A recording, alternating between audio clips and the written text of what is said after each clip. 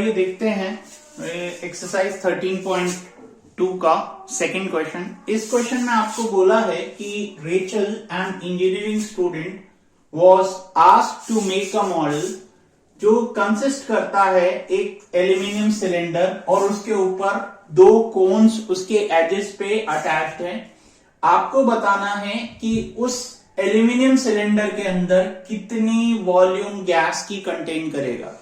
तो आप क्या कर सकते हो, सबसे पहले आप ये मान लो कि आपके पास एक सिलेंडर है लाइक दिस, ठीक है। उसके ऊपर दो कोन्स लगे हुए हैं इस तरीके से, आपका ऐसे, ठीक है। तो इस पूरे जो आपको बोला हुआ है, ये पूरा जो मॉडल है, इस मॉडल की टोटल जो आपको लेंथ दे रखी है यानी एंड टू एंड, वो आपको दे रखी है 12 सेंटीमीटर, ठीक है। आपको एंड टू एंड 12 सेंटीमीटर आपको लेंथ दे रखी है।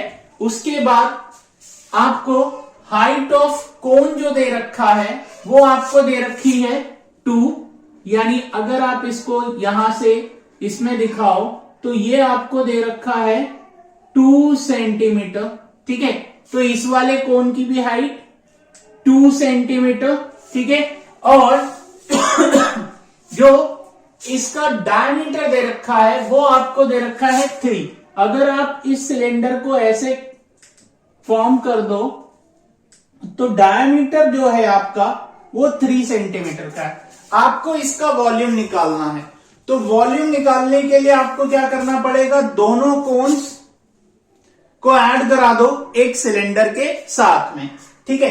तो अब आप क्या कर सकते हो, तो शुरुआत करते हैं हम इस क्वेश्चन की। तो आपको पता है radius of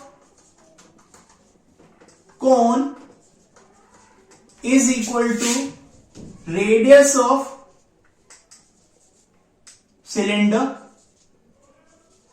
is equal to d/2, diameter का हाफ, और वो आपको कितना दे रखा था 3, तो 3/2 सेंटीमीटर आपके पास रेडियस ऑफ कोन और रेडियस ऑफ सिलेंडर आ गई। अब उसके बाद हाइट ऑफ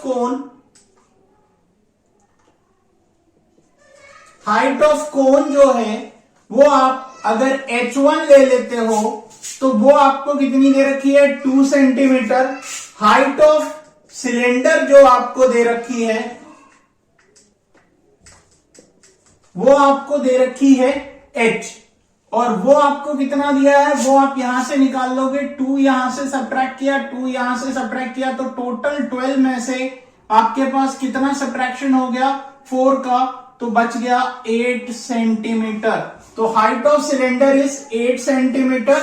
अब वॉल्यूम निकालनी है आपको, volume of air contained in the model.